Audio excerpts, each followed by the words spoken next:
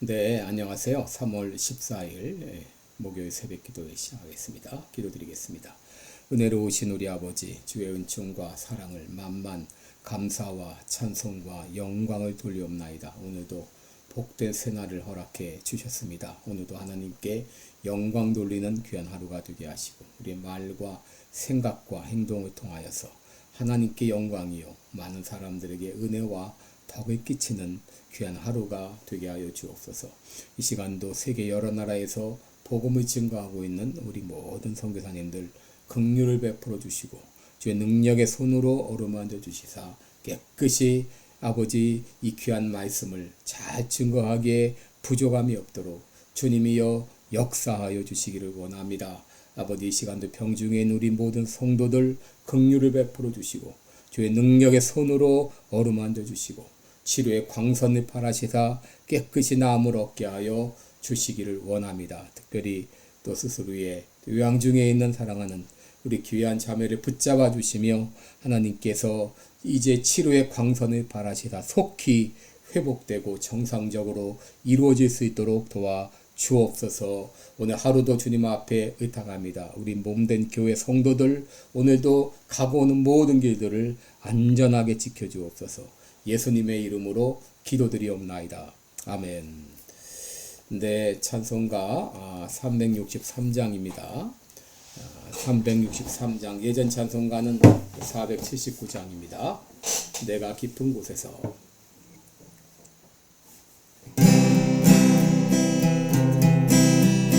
내가 깊은 곳에서 주를 불러아뢰니 주여 나의 간구를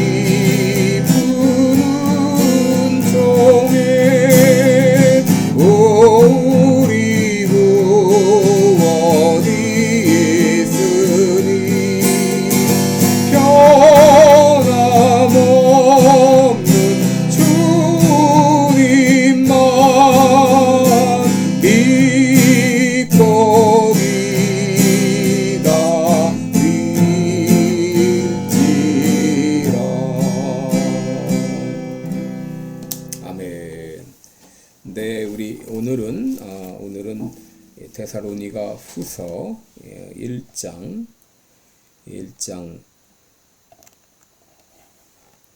6절로 10절까지 보겠습니다. 데살로니가 전서 1장 6절로 10절입니다. 제가 봉독해 드립니다. 너희로 환난받게 하는 자들에게는 환난으로 갚으시고 환난받는 너희에게는 우리와 함께 안식으로 갚으시는 것이 하나님의 공이시니 주 예수께서 저희 능력의 천사들과 함께 하늘로부터 불꽃 중에 나타나실 때에 하나님을 모르는 자들과 우리 주 예수의 복음을 복종치 아니하는 자들에게 형벌을 주시리니 이런 자들이 주의 얼굴과 그의 힘의 영광을 떠나 영원한 멸망의 형벌을 받으리로다. 그날에 강림하사 그의 성도들에게서 영광을 얻으시고 모든 믿는 자에게서 기여김을 얻으시리라. 우리의 증거가 너에게 믿어졌음이라. 아멘. 네, 우리 오늘은 공의의 하나님 이런 제목으로 함께 말씀을 나누겠습니다. 여러분, 우리가 하나님의 속성을 말할 때 두 가지를 말하죠. 이 사랑의 속성과 그리고 공의의 속성입니다. 여러분, 하나님은 사랑의 하나님이십니다. 우리를 사랑하시되 우리를 무한히 사랑하시고 변함없이 사랑하시고 더 나아가서 우리를 위해서 가장 귀한 예수 그리스도를 희생제물로 내어주시기까지 사랑하시는 하나님이십니다. 그러나 하나님은 공의의 하나님이시기 때문에 죄를 방관하지 않으십니다. 죄에 대해서는 반드시 징벌하십니다. 여러분, 사도 바울 당시 데살로니가 교회는 신생교회였습니다. 교회가 시작된 지 얼마 되지 않았습니다. 그런데 교회가 채 모습을 갖추기 전에 엄청난 시련에 부딪혔습니다. 이교 사회 안에 이 교회가 설립되고 이질적인 모임이 형성될 때 어쩌면 핍박을 받는 것은 당연한 일이라고 하겠습니다. 그리고 그 배후에는 이 악한 마귀의 역사가 있었을 것입니다. 이것 때문에 이 데살로니가 교회는 초기부터 엄청난 핍박을 받았습니다. 이런 상황에서 데살로니가 교회는 자연스럽게 이런 의문을 가졌을 것입니다. 우리가 얼마나 힘든 상황에서 예수님을 믿게 되었는데 수많은 가족들의 반대에도 불구하고 직업을 잃고 친구에게 버림을 받으면서 또 경제적으로 어려움을 당하면서 예수 믿게 되었는데 그런데 하나님은 이 악한 자들의 핍박을 그저 관망만 하고 계시는가? 우리가 언제까지 이런 핍박을 받아야 되는가? 이런 의문과 이런 고민을 가지고 있었을 것입니다. 오늘 사도 바울은 이 의문에 대해서 입장을 밝힙니다. 한마디로 하나님은 공의의 하나님이라고 하는 것이죠. 여러분, 공의의 하나님이란 무엇인가? 공의의 하나님은 그의 판단은 조금의 오차도 없이 정확하다고 하는 것이죠. 하나님은 공의로운 재판장이 되셔서 선을 행한 자에게는 상급을 주시지만 악을 행한 자에는 반드시 심판하신다고 하는 것이죠. 시편 36편 6절을 보면 주의 의는 하나님의 산들과 같고 주의 판단은 큰 바다와 일반이라 라고 말했습니다. 시편 11편 5절에 보면 여호와는 의인을 감찰하시고 악인과 강포함을 좋아하는 자를 마음에 미워하신다라고 했습니다. 시편 12편 3절에서는 여호와께서 모든 아첨하는 입술과 자랑하는 혀를 끊으신다라고 말했습니다. 그리고 시편 1편 6절에 보면 대저 의인의 길은 여호와께서 인정하시나 악인의 길은 망하리로다라고 했습니다. 여러분, 하나님은 공의로우신 하나님이십니다. 그러므로 의인은 큰 상급으로 보상하시고 악인은 징벌하는 것이 하나님의 공의입니다. 오늘 본문 6절에서도 환난받게 하는 자들에게는 환난으로 갚으신다라고 말했습니다. 여러분, 공의의 하나님은 악인을 반드시 징벌로 보상하십니다. 여러분, 여기 갚는다 이 말은 이 안타포도나이라는 말인데요. 이것은 안티라는 말과 또 아포디노미라는 이 갚는다는 말인데 이 말의 합성어입니다. 이 말은 적대적으로 갚는다 혹은 가혹하게 벌하신다 그런 말입니다. 여러분, 공의의 하나님께서는 악인을 가혹하게 심판하십니다. 왜 소돔과 고모라가 멸망에 당했나요? 왜 애굽이 멸망했으며 가나안 땅이 심판을 받았습니다. 왜 광야에서 불평을 일삼던 사람들이 가나안 땅에 들어가지 못했나요? 왜 아스루와 바벨론과 로마 제국이 멸망했고 이스라엘이 나라를 잃고 오랫동안 떠돌이 생활을 했으며 왜 나치 정권이 무너지고 일본 제국이 무너졌나요? 여러분, 이 모든 것들은 바로 하나님의 공의로운 심판의 표인 것이죠. 불평을 일삼던 고라 자손은 땅이 갈라져 죽었고 끝까지 하나님을 거스렸던 발람은 비참하게 죽었습니다. 사울왕도 또 압살롬도 가룟 유다도 모두 비참하게 일생을 마감했습니다. 여러분, 공의 하나님은 악인의 악행을 방관하지 않으시고 반드시 심판하십니다. 그러므로 살아가면서 이해되지 않는 상황이 닥칠지라도 답답해하지 마시기 바랍니다. 때가 되면 하나님이 반드시 심판하십니다. 여러분, 반면 환난 받는 자들은 안식으로 갚으시는 것이 하나님의 공의다 그랬습니다. 여러분, 7절을 보시면 환난 받는 너희에게는 우리와 함께 안식으로 갚으시는 것이 하나님의 공의다 그랬습니다. 여러분, 여기 안식이라는 단어, 이 아네신이라는 단어인데 이 단어는 구원, 보상 혹은 평안을 의미합니다. 결국 주님께서는 모든 악을 평정하시고 의인에게 참된 안식을 허락하시는 것이 바로 하나님의 공의입니다. 욥이 악한 계교로, 사단의 계교로 얼마나 고통을 당했나요? 자녀들 다 죽고 재산 다 날리고 자신마저 병들어 이 고통을 할 때 그 마음에는 안식이 없었습니다. 욥기 3장 24절에 나는 먹기 전에 탄식이 나며 나의 앓는 소리는 물이 쏟아지는 것 같다라고 그렇게 말할 정도로 마음에 엄청난 고통이 있었죠. 그런데 하나님은 말년에 욥에게 2배로 복을 주셨고 그에게 기쁨을 주셨습니다. 여러분, 요셉도 아무 죄 없이 얼마나 고생이 많았나요? 그러나 요셉은 나중에 아들을 낳고 그 이름을 므낫세, 하나님이 나로 나의 모든 고난과 내 아비의 온 집을 잊어버리게 하셨다 그랬어요. 여러분, 하나님께서는 의인들을 안식으로 갚아주시는 것이죠. 그런데 여러분, 예수님을 믿지 않는 이들이 왜 하나님을 심판하지 못하나요? 왜 하나님의 심판을 피하지 못하나요? 그것은 예수 그리스도의 복음을 복종치 않기 때문이죠. 8절을 보시면 하나님을 모르는 자들과 우리 주 예수의 복음을 복종치 않는 자들에게 형벌을 주시리니 그랬습니다.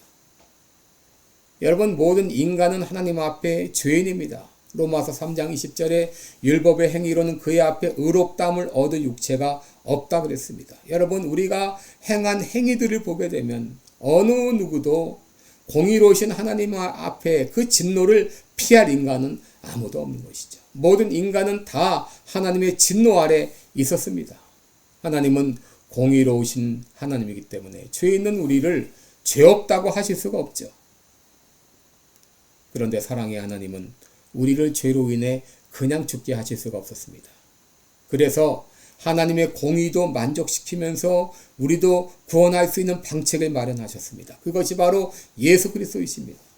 하나님이신 이 예수님께서, 죄 없으신 예수님께서 사람의 몸으로 이 땅에 오셔서 인간의 모든 죄를 대신 짊어지시고 형벌을 받으셨습니다. 우리의 죄 대신 형벌을 받으시고 대속의 죽음을 죽어주셨습니다. 그러므로 우리를 의롭다 하실 수가 있는 것이죠.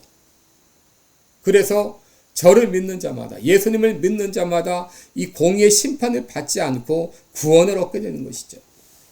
바로 우리가 이 사랑으로 구원을 받게 된 것이죠. 그런데 이 그리스도의 복음을 받아들이지 않고 이 복음에 복종치 않을 때 누구도 하나님의 공의로운 심판을 면하지 못하게 되는 것이죠. 여러분, 하나님은 공의의 하나님이십니다. 우리 공의의 하나님을 찬양합니다. 하나님이 공의의 하나님이신 것이 얼마나 감사한 일인지요. 하나님이 공의로운 하나님이시기 때문에 우리의 모든 것을 다 읽어서 일투적 바라보시고 공의로 판단하신답니다. 그런 공의의 하나님을 믿는 우리들은 어떻게 살아야 되나요? 먼저 여러분, 악인들이 자든다고 불화할 필요가 없습니다. 악인들은 때가 되면 반드시 심판을 받습니다. 둘째로, 당장 열매가 없다고 여러분 낙심하지 마세요. 때가 되면 하나님이 반드시 갚아주십니다. 그리고 원수를 내가 갚으려고 할 필요가 없습니다. 환난 받는 자들에게는 환난으로 갚은 것이 하나님의 공의입니다. 로마서 12장 9절에 원수가 없는 것이 내게 있으니 내가 갚으리라 라고 하셨어요. 공의 하나님께서 반드시 심판하십니다. 마지막으로 하나님의 그 사랑으로 말미암아 하나님의 공의의 진노를 면하게 하신 하나님의 은혜에 늘 감사하며 살아야 되겠습니다. 하나님의 진노 아래 있던 우리들, 예수님의 그 큰 사랑으로 인하여서 하나님의 공의 심판을 면하게 하시고 우리의 구원해 주셨습니다. 그 크신 사랑을 우리 찬송하며 살아가는 하루가 되시기 바랍니다. 기도하겠습니다. 은혜로우신 우리 아버지 주님 앞에 감사를 드립니다. 공의 하나님을 찬양합니다. 우리도 하나님의 공의 아래서 진노 아래 있었던 우리지만 하나님의 그 크신 사랑으로 복음을 받아들임으로 공의 심판을 면하게 하시고 의롭다함을 얻게 하신 주님을 찬양합니다. 아버지 열매가 없다고 낙심하지 않게 하시고 악인이 흥왕하다고 그것 때문에 부러워하지 않게 하시고 때가 되면 하나님께서 공의롭게 심판해 하십니다. 그날을 바라보며 묵묵히 자기의 주어진 일들을 감당하는 우리 모두가 되게 하여 주옵소서. 예수님의 이름으로 기도드리옵나이다. 아멘. 네, 여러분 오늘도 복된 하루 되시기를 주님의 이름으로 축원합니다. 또 어제는 제가 또 LA 다녀오느라고 피곤해서 동영상을 찍지 못했습니다. 양해해 주시고 이해해 주시기 바랍니다. 고맙습니다.